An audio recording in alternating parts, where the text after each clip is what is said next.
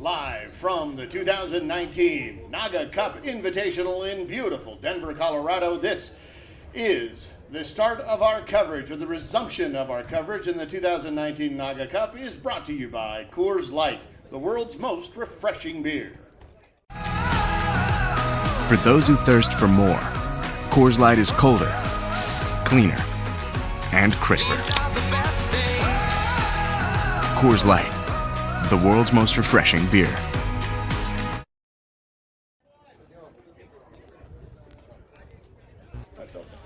Welcome back, everybody. This is Roman Jimenez. Rich Siegel is my broadcast partner, and Mitch Barnes is running the buttons, pushing everything and making everything works. We are here with the Houston Revolution versus the Seattle Los Gallitos. We're about 20 minutes behind, so we appreciate your patience.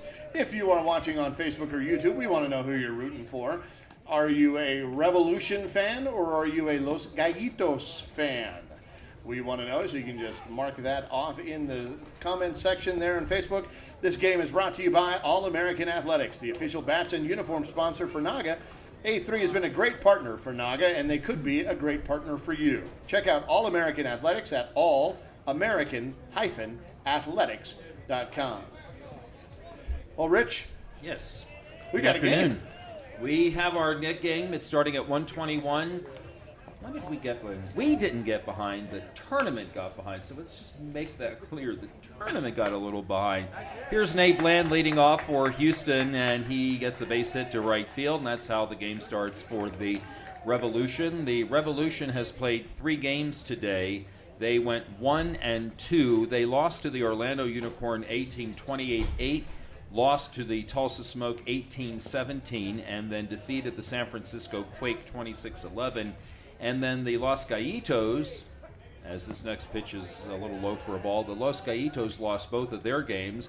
They lost their first game to the Orlando Unicorn A 21-5, and then their second game to the San Francisco Quake 18-7. All those games, here's a line drive caught by the second baseman, and Josh Madeline is out. That's the first out of the inning. Both teams played their earlier games at Pioneer Park and then have moved over here to Christopher Fields and are playing now for the first time on these fields, which I've heard are a whole lot nicer than the fields over at Pioneer. I don't know that for a fact.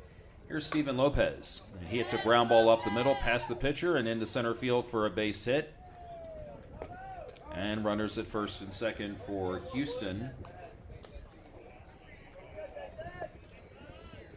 And that'll bring up Jason Torres. Jason Torres is the right fielder, wears number 21, bats from the right side.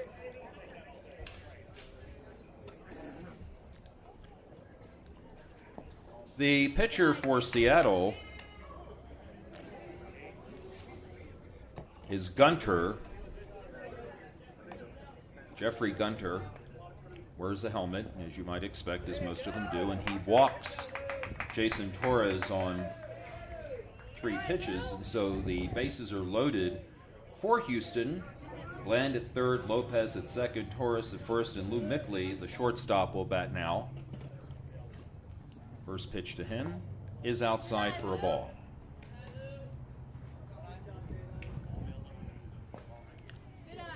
It is our hope that perhaps at some point during this game that we will get to speak to NAGAAA Commissioner Chris Bolton, Jeff Card, who replaced Chris Bolton back a few months ago. Lou Mickley walks, and he gets an RBI on that walk as Nate Bland scores. The batter will be Ryan Martinez. Here's a ground ball fielded by the second baseman, but there's no one covering first as the first baseman went for the ball as well, and the pitcher did not get over in time, so an RBI single for Ryan Martinez, and that makes it 2-0.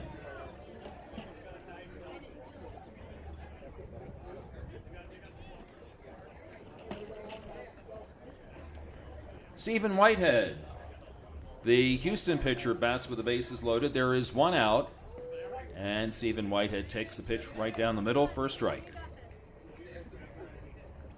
Next one is hit in the air to right center field. It will be caught by the right center fielder. That's out number 2. However, a run does score. It's a sacrifice fly RBI for Whitehead, And that makes the score 3-0 for Houston. Mickley tagged from second, went to third. Martinez held first, so now runners at first and third for Michael Beard. Beard is the first baseman for this team, and he takes the first pitch for a ball. Quick working by the pitcher, and he hits a line drive to left center field for a base hit. A run is in. As Mickley scores, that makes it 4-0 for Houston. Martinez held second. And Beard now at first base on that RBI single will bring up Dan Strang.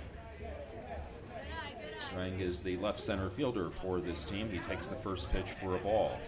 And he hits a fly ball to left center field. It's hit well. That ball gets over the left center fielder's head. A run is in. That makes it 5-0. Runner at third is being waved home. No play at the plate.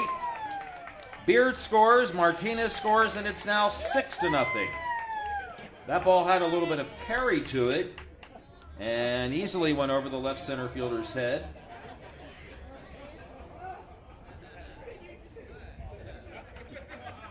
That's Amosa, 6-0. Now a ground ball to short by Schmidt.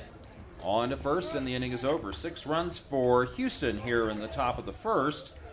Stephen Whitehead hasn't thrown a pitch yet, but his team has staked him to a 6-0 lead.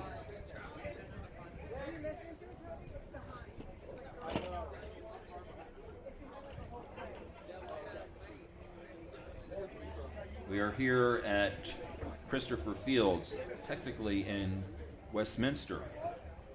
Fields are really nice. We have a great view. We've seen a bit more cloud cover move in during the early part of the afternoon, so we're going to call the sky partly cloudy right now, but it's a great day. It's just a really comfortable day. Temperature in the low 70s right now. Houston about to take the field for the first time today.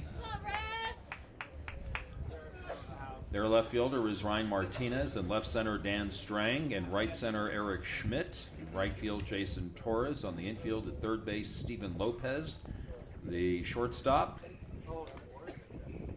is Lou Mickley. At second base guy that that played on our team in Austin, Josh Matlin. And at first base Michael Beard. The extra hitter is Nate Bland. The catcher is Andrew Hummel, and in the circle for Houston will be Stephen Whitehead. He throws from the right side. Alfred Amosa will lead off for Seattle here in the bottom of the first. They already trail 6-0. So they have a little bit of work to do.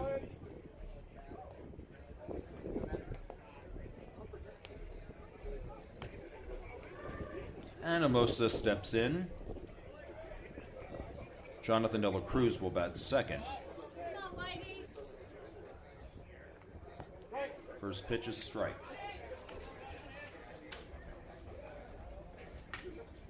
And this pitch is low for a ball. I cannot tell you who the umpire is. I know it's not Chris Overly. Chris worked 4 consecutive games. He has earned his break. Here's a pitch that's a little deep. Count 2-1.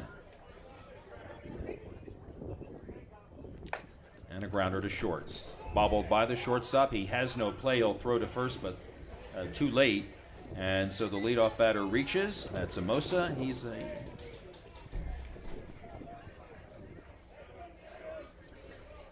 Jonathan De La Cruz will bat next. Letwan Kenton will be in the on-deck circle. Who are you rooting for, Facebook? Let us know. Type in your comments. Are you a Seattle fan or a Houston fan? Whitehead's first pitch is in for a strike. Tell you, Rich, after your interview yesterday, or just in the last game, I don't know if I'm more excited to go to Kansas City or even still more excited. Well, you should be excited. Here's a ground ball up the middle. It's through for a base hit. Jonathan De La Cruz reaches. That puts runners at first and second. And brings up Letwan Kenton, the right center fielder. As as Seattle tries to mount a rally here in the bottom of the first after surrendering 6 in the top of the first. 1:30 here in Denver on a fine-looking afternoon here. Beautiful. Yes, it certainly is. Canton swings and hits one off the pitcher's glove and off the shortstop's glove. They have no play, and the runners are all safe. The bases are loaded. And in case you heard that can pop open, that was, in fact, Coors Light. Ooh. In fact, I've got one here. Hang on, you can hear it. There you go. Smooth. Here's Jeffrey Gunner. Amosa, De La Cruz, and Canton, third, second, and first. A base hit to left field will score one as Amosa scores. De La Cruz will hold third. Canton will stop at second, and for Gunter, an RBI single to make it 6-1. Station to station for Seattle. Nobody out here in the top of the first.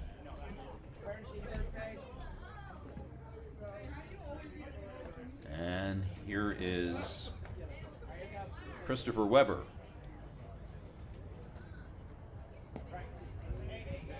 Strike call.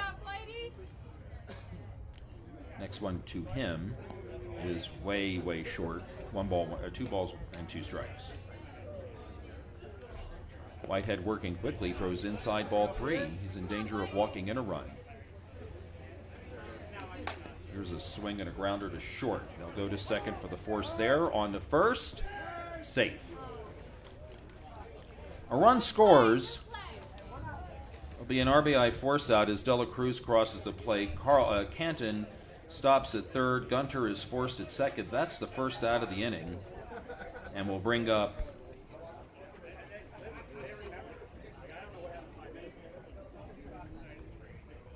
Gurley. No relation to Todd. No. And he hits a fly ball to left field, caught by the left fielder. That one, Canton scores. That's the third run of the inning, a sacrifice fly.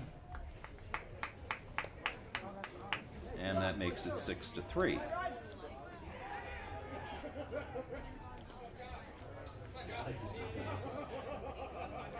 Houston representing, huh? Houston is definitely doing that.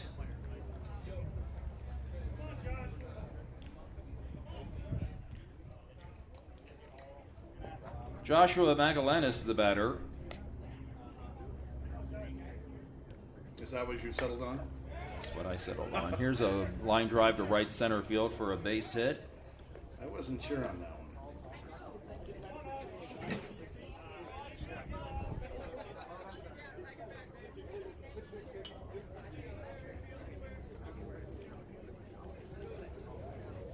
Oz Barron now. And Oz goes opposite field and drops a hit in front of the right fielder. Bases are loaded again for Seattle. Weber held at third. Magallanes at second, and Barron with a single is at first, and will bring up Ryan Brennan.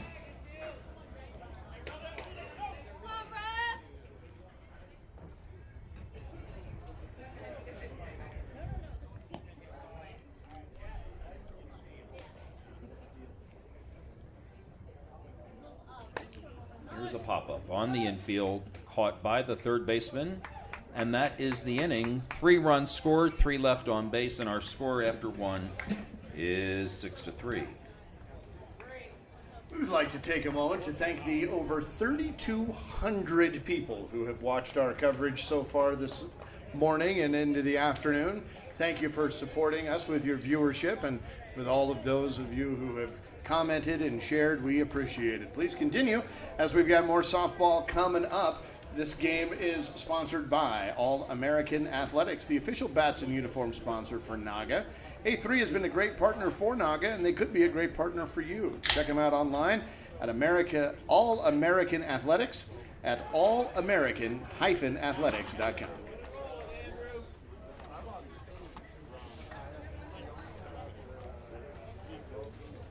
And I'm glad to have given that little shout out to All American Athletics. However, I lost track of what I'm doing.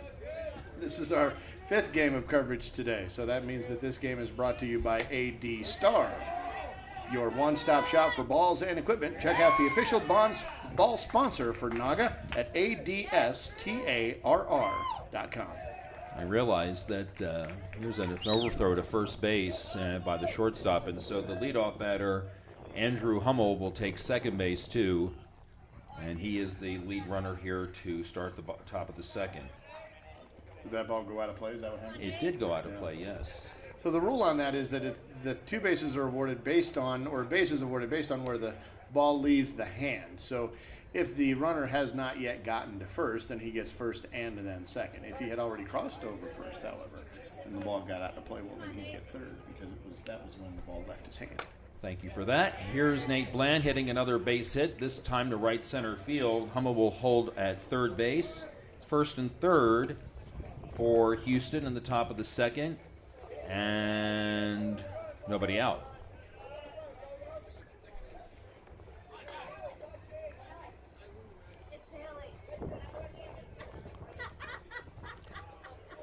Here's a grounder to the first baseman. First baseman misses the tag, so they go to second for one. But because the runner never Josh left, Madeline didn't even run. He hit right to the first baseman. He did not run, and he's doubled up. It's a 4-6-3 double play. A run does score, no RBI on the double play, and so Houston adds a run. They're up 7-3. I think the confusion was there that he thought that when he hit the ball to the first baseman, he just assumed that the tag was applied and he was only a step away from first base. And why run 70 feet when the other guy's only a foot away from it? Here's Steven Lopez. Nobody on, 2 out. Here's a fly ball foul to the right side. I mean, that certainly would have been that was certainly my calculation there. I mean,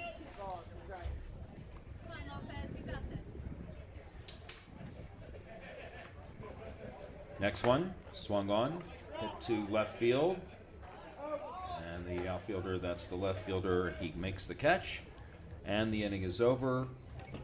No run, 1 run scored in that inning. Barron making the last out, and our scores, we go to the bottom of the second, will be 7-3 for Houston.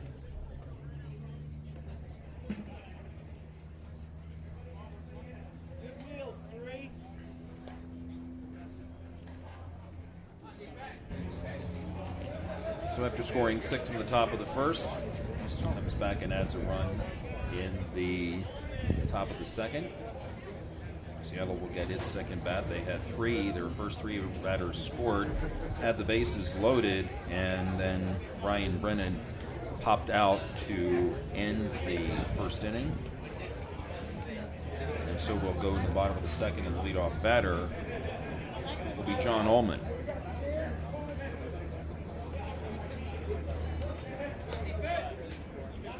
John Ullman is the third baseman for Seattle.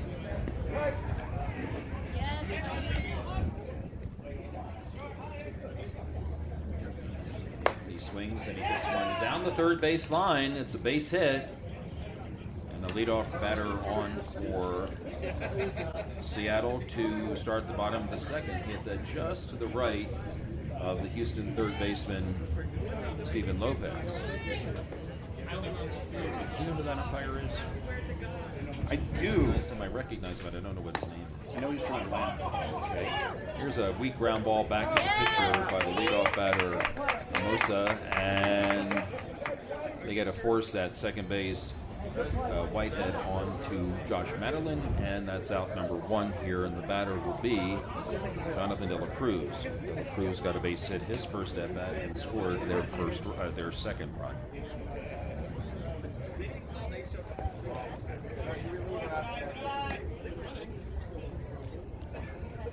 First pitch to him is swung on and it goes opposite field. That's a base hit, his second hit of the game. Beautiful swing. Beautiful swing. Mimosa will hold at second base. And that'll bring up Letwan Canton, who also got a base hit his first at bat. Here's number 24. He's their right center fielder.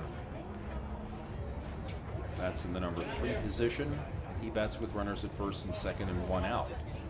He swings at the first pitch and lifts one to right center field. It's got some carry to it, and it goes over the right fielder's head. Runner at second had to hold. Here going to wave him home. The runner at first goes to third, and Canton is in safe at second base with an RBI double, and that makes it 7-4. That was a booming shot. kind of got in between the two outfielders there, so I think there was a little bit of confusion. But that ball was just smoking. It really was. It too, like every ball that we've seen hit to the outfield, especially that side, seems to get a little carry to it. It was good base running by Amos and De La Cruz. They both had to hold up to make sure that the ball wasn't going to be caught, but one of them did score. And here's a ground ball in the whole left field for a base hit by Gunter. 1 run scores as De La Cruz crosses the plate. Kenton will hold at third base, and it's now 7-5. So the top of the order is getting things done for Seattle, as their number 1 and number 2 hitters have both scored twice. Well, that's the kind of production that can just really set the tone, isn't it? Yes.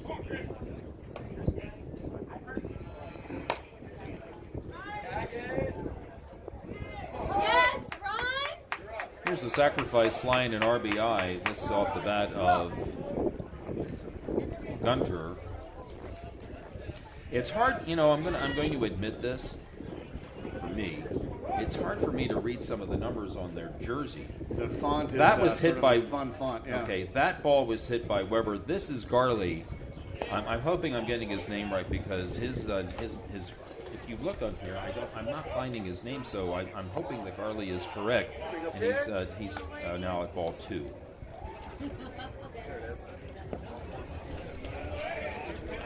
And he walks.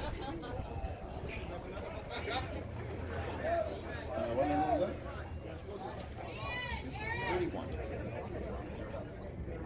I think it's Curly. Could that be? I don't know. Let's see. We'll tell you in a second, folks. Here's Magallanes who gets a ground ball to the first baseman. And Beard steps on first base, and that is the inning. 3 runs for Houston, or for Seattle here in the bottom of the second. Come on in, young man. And our score as we go to the top of the third is Houston 7 and Seattle 6. So this is a good time to remind you that this game is brought to you by All-American Athletics, the official bats and uniform sponsor for NAGAAA. A3 has been a great partner for NAGAAA, and they could be a great partner for you. Check them out online at allamerican-athletics.com. That's allamerican-athletics.com. And joining us in the booth now is The man. Jeff Card, Commissioner from Seattle of the North American Gay Amateur Athletic Alliance.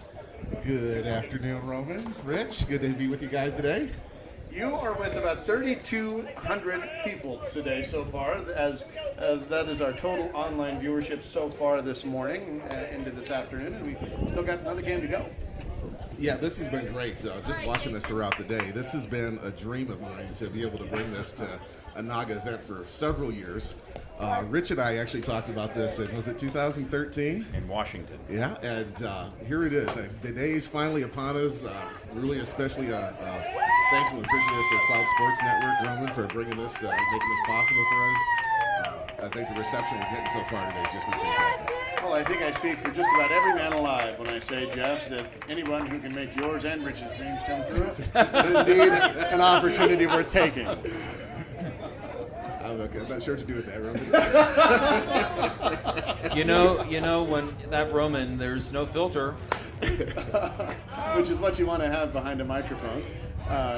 Speaking of just this opportunity here, we need to say a big thank you to NAGAAA for putting some faith in us, because we recognize you're trusting us with our brand, with your brand, and with all of the sponsorship brands. So we really welcome and appreciate the trust you've given us. And wow, that was a shot that's still going. Not only did it clear the fence, it rolled up the hill and went into the parking lot, Rich. That home run was hit by Ryan Martinez, and it followed the leadoff triple by Jason Torres. In between, we had a line drive by Mickley to the shortstop. So 2 more runs for Houston, and that makes our score 9-6. Where are we at on the home run count for Houston? One. The first one, that was their first one. You know, Roman, thanks, too, for this opportunity actually to feature our sponsors in a different way, in a more impactful way to folks all across the country. You know, we've been trying to do things over the years to just take the reach of these games a little bit broader.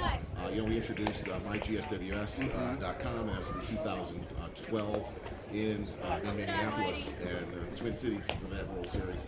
And we got lots of traffic off of there, and I'm really looking forward to having this this live streaming opportunity to further our brand and further taking the games to the people across the country. That night GSWS was such a smart thing to do because people across the country were able to follow when they weren't able to go or support their own teams, and so congratulations for that, for getting that going, and now for this. This is just fantastic. It's really neat to see what you're able to do here. There's multiple camera angles. We get some live audio out in the field, and we got some fireworks going on right here too. Oh, not quite. Almost. The warning track. And all the ability that we have is really due to the technical expertise of Mitchell Barnes, our producer and sort of co-founder. He's the brains behind all of this stuff. He's much smarter than I am. One of the great things that we've had a lot of great interviews so far today, but we had Mike from Coors, and then of course the team from Kansas City came in, and man, things are shaping up to be just an outstanding GSWS. It is. We couldn't ask for a better location. It's so much about what the Kansas City team is going to put together for us. This year with us expanding to include an E division of the World Series, we really need the kind of city that's going to give us the scale and the infrastructure to be able to support a tournament that could be, and we fully expect to be, larger than ever before. Last year we were at 194 teams, which was bigger than anything we had prior to that. And growth seems to be the thing that NAGAAA has to deal with. And fortunately, we're very fortunate Kansas City. Yeah, it's a great problem to have. Kansas City is well suited from a hotel standpoint, from field capacity. The entertainment and bar and dining options are going to be great as well. We're just really looking forward to it. Brag about your teammates for a minute, because we've worked with John and with CJ to get us here today. But brag about your team. Well, I've got such a great team this year, and as many folks know, there's actually been quite a bit of turnover on the NAGAAA board in the last year or so. So this is my first year as commissioner. Last year as assistant commissioner. Previously, I'd been secretary, but John is now in his first year as the athletic director. We have a new director of competition, which is actually a new role. When I moved into this role as commissioner a few months ago, we actually changed the assistant commissioner role and made it the director of competition. It's really recognized that the director of competition and athletic director, the duties of those were previously held by one person. But now that we've got an athletic director, it makes sense to have a director of competition. And Jeff Sloan, who's previously a secretary, has graciously moved into that role, leveraging his expertise and relationships across the country. And so far, so good. One of the things we've been doing, Jeff and I have been meeting with leagues throughout the country to help them get ready for this year's series. Now you have who's the new secretary? So I'm not quite ready to make that news. Oh no! Okay, sorry. So actually, I figured if I'm coming here, I might as well make some news, and I will in a second. But hopefully tomorrow I'll be able to bring you that news, and I'll make that news for you tomorrow to tell you who we're adding to the board. There are 2 vacant positions which we're getting ready to fill. What's the second one? The second one is the director of operations. So we've had a vacancy there, and then of course the vacancy that was created it's complicated. Okay. We've got 2 vacancies. Sounds like a relationship status on Facebook. It is complicated. It is complicated. But the team has just done so well, and I recognize, and certainly you do too, that a lot of the work that's being done is really built on the backs of giants, people like Chris Bolton and Roy Mullaney here, and certainly you and folks like Jerry Travis and just other folks who have taken their time and set it aside, but sort of led the way. And I know she's listening, so I just want to give a special shout out to our dear friend Mona Garcia. Oh, absolutely. Okay, now you can. Yeah, so it's great. So this is the real answer to my question is that not only do we have all these fresh faces on the board that are bringing new ideas and new enthusiasm, we've also got a lot of committed former board members and folks like Mona who have been nothing more than gracious to help facilitate getting us well transitioned into this next era. I'm still counting on Chris Bolton for lots of things. That phone's still ringing? Yeah, that phone is still ringing. Hey, it's text messages these days, but same idea. It's been really great with all the former board members. Jerry Travis continues to help our new treasurer, Tim Clancy from Atlanta. CJ, of course, is our business development director. And, a lot of the stuff that we're seeing here today, the sign is all the things that are helping to make this a winning event for our sponsors. has really made possible by her hard work and dedication every day to see everything, all the last and the smallest details through completion. Now, am I correct in saying that I'm just coming up with this off the top of my head, so I could be completely wrong. But am I correct in saying that CJ is the longest tenured board member at present? Yes, it is. Yes. Wow, is that right? That is actually, that is a correct statement. Yeah, and it's just a little over barely 4 years. Right. So that's how much new blood we've got. This is one of the strengths of NAGAAA is that even new blood is not exactly. It's not new blood. These are folks that have a lot of experience in their home leagues and in other leadership capacities in NAGAAA. Have there been any other cities across the country that have expressed interest in joining the alliance? Where are we with that? Well, so last year we had, just at this past winter meeting, we had a vote to bring in the Carolina League, so based out of Charlotte. And then we have a variety of number of in the works. There's a league called the Greater Denver Amateur Sports Association that is been coming to meetings for a while. They'll be bringing their bid again this summer to possible inclusion in NAGAAA.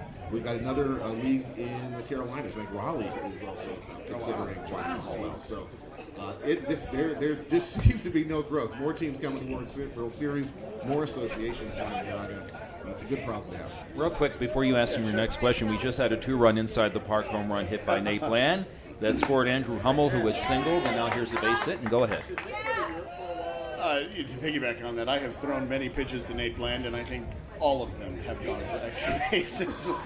It just wears me out, that guy. Now, Jeff, I'm going to tell you a little story here. So, as I just not long ago got my ASA or USA umpire certification, so now I'm a tournament certified USA umpire. Hold on, you're an umpire now? I am, and a pitcher and a coach and all of that. Umpire with a microphone. That's exactly what we do. Thing. But I will tell you, I was at a clinic where we have to go and get our certification renewed every year, and one of the umpires who was running the clinic had mentioned, and these were his words, that gay softball is keeping USA softball afloat. We hear that from time to time.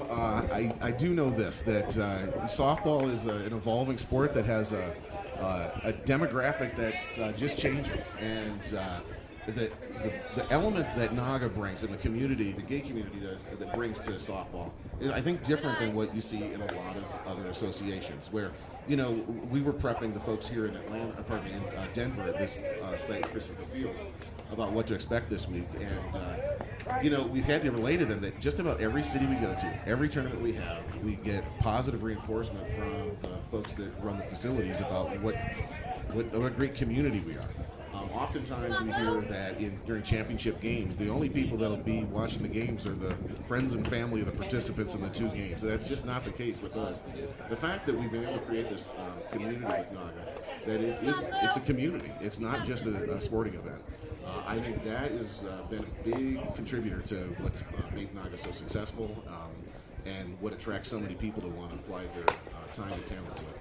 One of the things that I've really come to love is just the diversity. So even if you're from a community that's sort of a monocultural community, let's say, you come to one of these tournaments and you're seeing every walk of life, every age, every different ethnic background. It is truly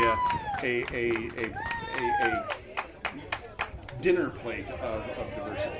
It is, and that's one of our strengths. Diversity and inclusion is actually a specific goal that I have for expanding the work of the committee structure that NAGAAA holds. And actually, just as of this past winter meeting, we created a diversity and inclusion committee, a membership committee, specifically for the purpose of ensuring that we're doing this not just with good intention, but with good activity behind it. And just the kind of attention to detail to even just label the bathrooms here as all gender. And it was the park that was more than accommodating to do it when the request came in. Yeah, absolutely. And we're seeing that from the facilities that host our tournaments, and it's really validating for the mission of NAGAAA and the way we conduct ourselves. Hang on. While you've been talking, I just want to make folks aware of the fact. Well, yeah, After the in the park home run by Nate Bland, then Steven Lopez went yard. He went over the fence for a 2-run homer. So that's the second over the fence home run today for Houston, and they are now up 6-7-9, 13-6. And go ahead. I was just going to say, I did promise that I was going to make some news when I came in here, and I know this is the biggest headline in news, but I wanted to talk about the future NAGAAA Cup. So I know one of the things, particularly the last several years, that's been a challenge for teams that have wanted to participate is not knowing where the next NAGAAA Cup's going to be. Oftentimes, we don't have an announcement until December or sometimes even later. Where 4 to 5 months isn't necessarily a long time to come to an event. The working session of the board about a month ago, we came up with a plan where we will be announcing the site of the 2020 NAGAAA Cup at World Series. Oh, wow. So we've got a process in place to just kind of generate the enthusiasm and, frankly, help people with travel schedules. And then beyond that, we're going to take it a step further and not just have like a 9-month lead time announcement of where we're going to host this tournament. In winter of 2020, we'll make an announcement of where NAGAAA Cup 2021 will be. Wow, will so be a full played. year and a half. Full year and a half. Give folks opportunity to plan a little better to what their travel season could be like. We know so many folks, particularly softball players, put a lot of their personal vacation time into playing softball, and knowing where you're going to be over a year in advance is sometimes important. So Have you had cities bid on 2020 already? we've got some interest good. expressed, and so I'm very confident we'll have a good plan to announce in September. Good plan is a great plan. Rich trying to get you to break some news. No. again. I was not trying to get him to do that. I promise, because I know better, and you don't want to tip your hand, but it's good to know that there are cities that are bidding. Yeah. There are cities that are interested. In fact, we've got a July 1st cutoff date for cities that are interested in hosting NAGAAA Cup 2020. To let us know by then, and then we'll work out the details between then and the World Series that we can make that announcement. How do they let you know? They can let me. Actually, the best way to know, anybody knows it. Anybody who may have not seen the emails otherwise, is to get a hold of me at commissioner@nagasoftball.org. And those will, anything he doesn't want to read, he'll just forward those over to Chris.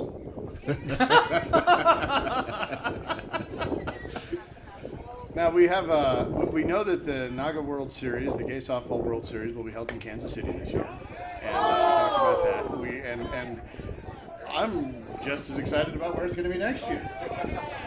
Going back to Columbus in 2020. It's so exciting. Well, and Columbus has done quite a bit as a city, not just as a member association, to get us ready for 2020.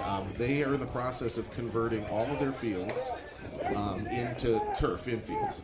I think when we were there last in 2015, the city of Columbus had begun that process, but hadn't yet completed it. In fact, I think folks that have been to Columbus before know that not all of the fields at Columbus, at the Berliner Park, are set up for 300-foot fences, but even that is changing. So even with all the growth that we've been experiencing over the last few years, we're still very confident that we'll get all the teams in one park at Berliner, and we know what a positive experience that is for the players. It's always so much fun to go to Columbus. I have never heard anyone say that they wouldn't go back. I think Columbus is just one of the greatest venues that you could ever host a tournament at, and we're glad to be going back into. I know the Austin delegation is. I can tell you that, man for man and woman for woman. Yeah, it is. I mean, right. So in Columbus, we've got downtown hotels, the bar and nightlife district, or within walking district. Yeah, I mean, you can.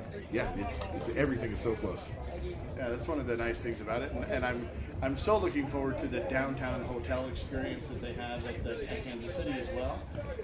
And I have to say the downtown hotel here, the Sheraton here for NAGAAA Cup is.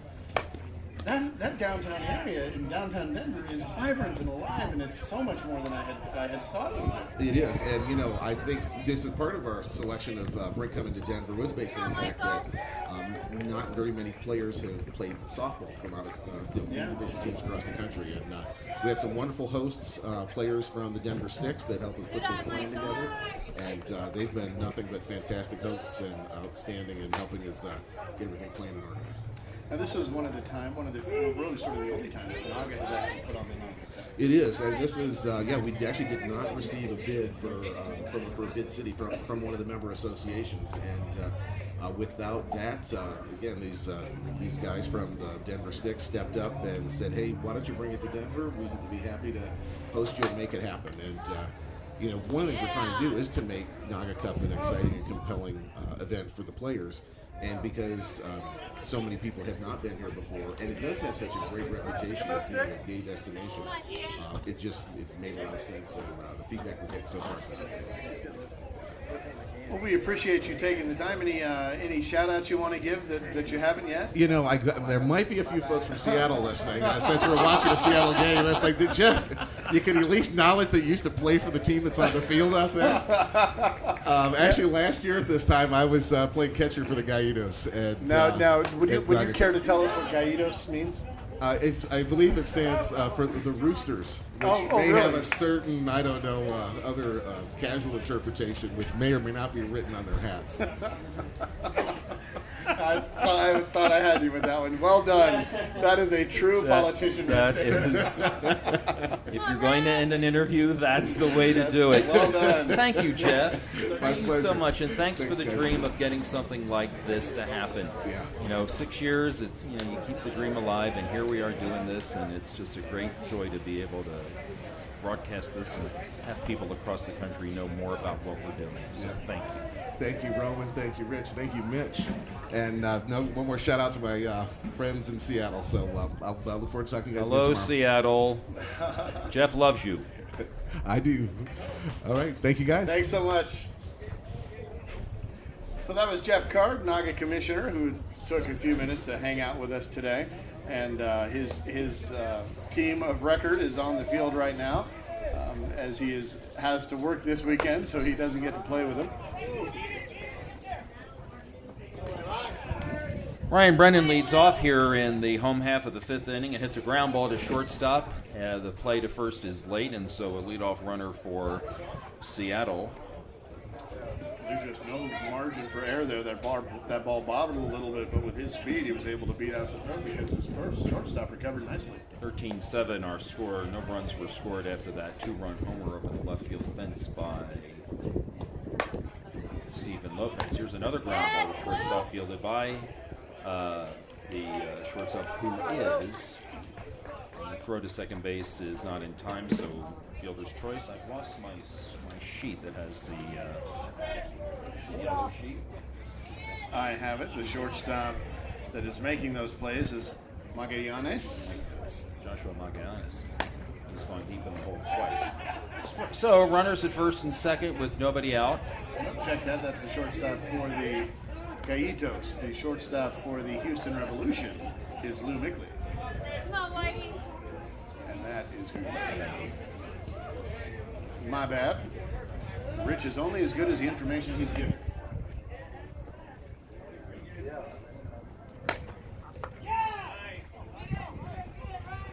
Here's a base hit. And a run scores for Seattle.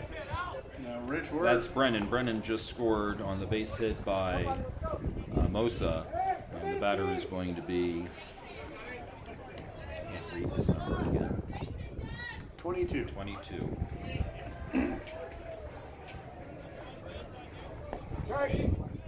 22 or 72? See, that's the thing. I think we had a player change, but because I don't have a 22 on my roster. 72 is Walters, if that's who that is. Okay. There's a line drive up the middle. That's a base hit. No, that's a 2-2. That's 22. Runner from second scores. That's Ulmer. So 2 runs in the inning for Seattle, and that makes our score 13-9. Seattle coming back here. That one Canton Oh, hits a great beautiful. line drive to right center field for a base hit. And Alfred Amosa scores the 3rd run in the inning. Seattle getting closer. Beautiful rope out there. We're coming up on time here. By my count, we've got about 6 minutes left, maybe 7. So this is Jeffrey Gunter.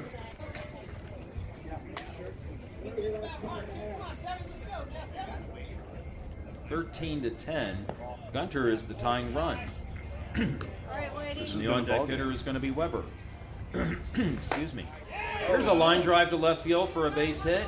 Runners will move up and the bases will be loaded for Weber. How many out? I have no out. No outs. Come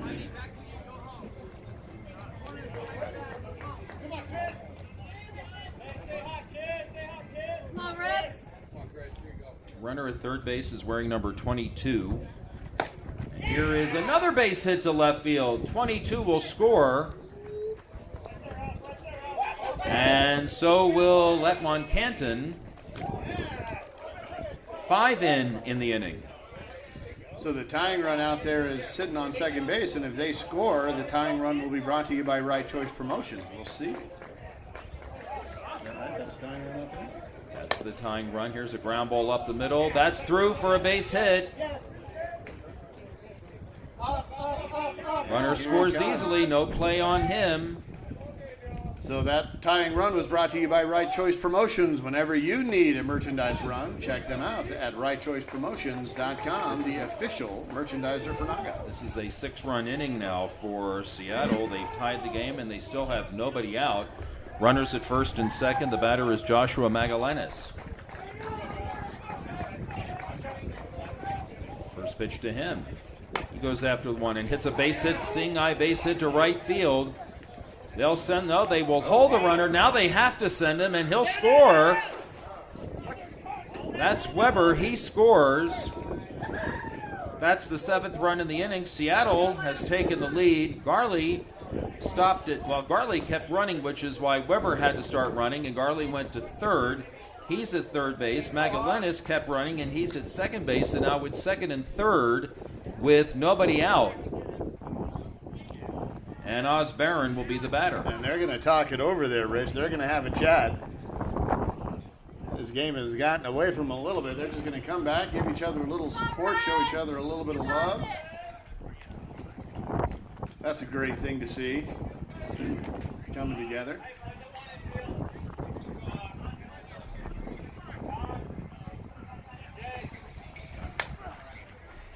Here's another base hit. This one to right center field. 1 run is in. Here comes the other man. That is Magallanes. He scores. 16 down. And now, Seattle now is up 16-13. They still do not have an out. Barron is the 10th batter of the inning, so they have batted around. And here is Brennan. He reached on an error to start this inning, and he takes a ball. Come on, lady. Well, really a tale of 2 ball games. The first half was completely dominated by Houston. And now Seattle seems Little to looping be. fly ball to right field is down for a hit.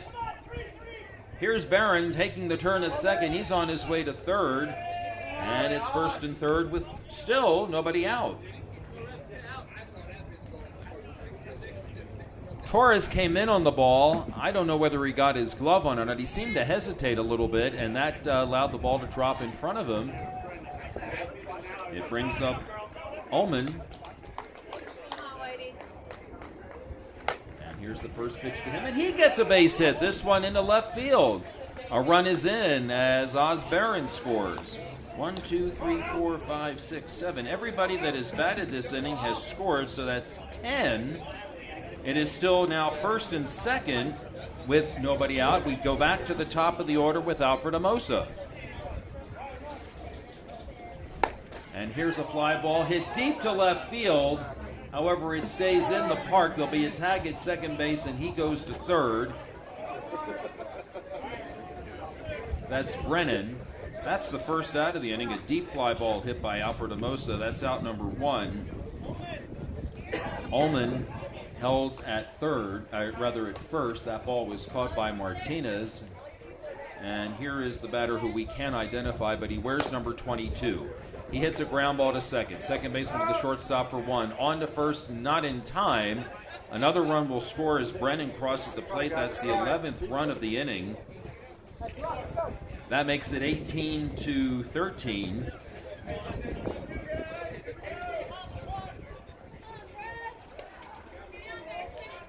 Letwan Canton will bat, and this will be his 5th at bat. Runner at first with 2 out, and he takes the ball. Next one. There's a base hit down the left field line. Runner holds at second base, and Canton today is 4 for 5, as he gets another single, and he is a runner at first base. We have 22 running at second, Canton at first, Jeffrey Gunter the batter. He tries to add to the lead, and he swings at the first pitch and hits one in front of the left center fielder for a base hit. Runners will move up 1 base each as they play station to station. And the bases are loaded with 2 out, and that'll bring up Jeffrey Gunter.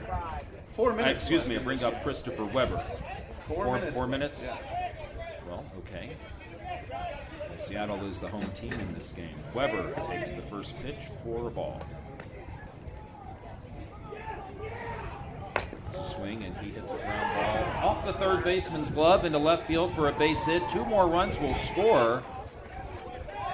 13 runs in this inning.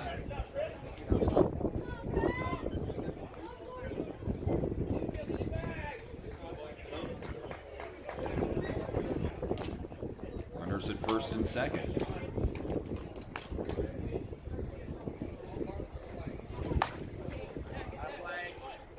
Batter is Garley.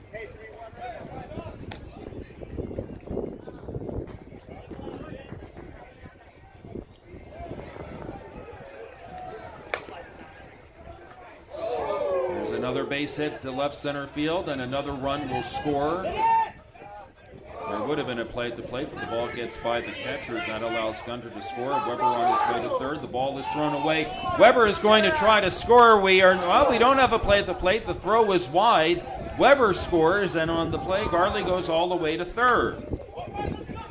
And at this point, Houston is just wondering what the heck happened. Wheels have fallen off the bus for this team because they just threw that an error on the hit and then 2 throwing errors, so 3 errors on 1 play.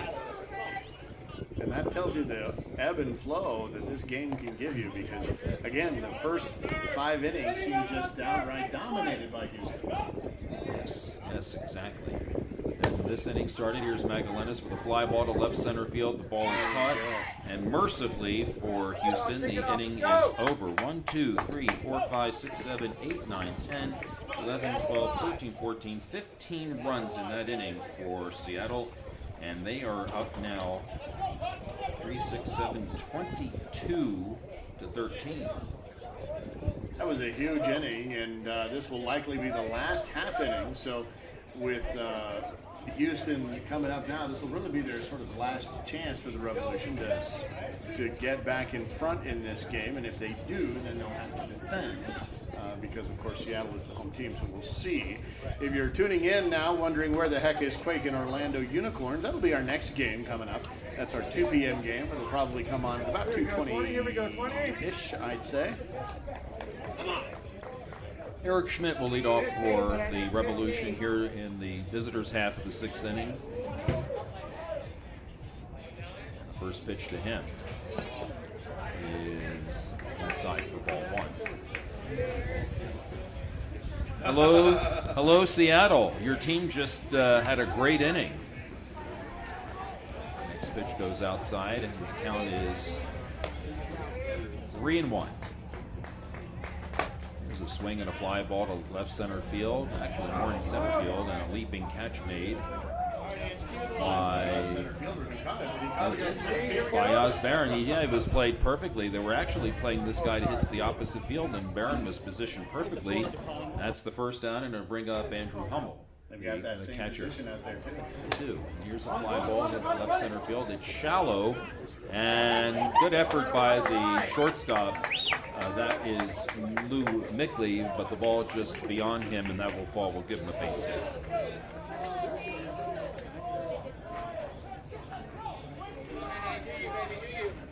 Nate Bland will bat next. He has a single and an inside the park home run. 2 RBIs, 2 runs scored for Nate. And the first pitch is illegal, ball 1. And the second pitch is short, ball 2, ball 3. 1-1 count. And he walks. Josh Madeline now. Josh is lined out to the second baseman. He's hit into a double play, and he has singled. He's scored a run. There's the time has expired now. We got one out here. Wow. And Josh Madeline takes a ball. Look at the weather in Seattle. This is nice as the weather is here. Your team is doing well. This will be if they hold on to win this, they'll be their first win of the round robin. Comeback. Yes, here's a strike to Josh. He swings and hits the ball to right field. He is caught for out number 2. Runner Bland will tag and he'll go to second base.